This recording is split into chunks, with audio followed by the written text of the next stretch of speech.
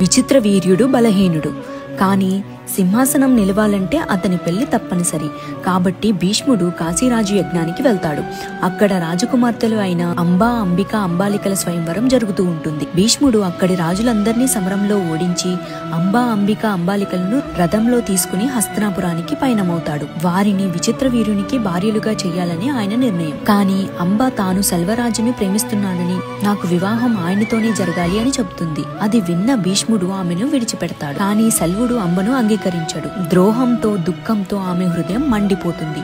అప్పుడు అంబ భీష్ముడిని నాశనం చేస్తాను అని ప్రతిజ్ఞ చేస్తుంది.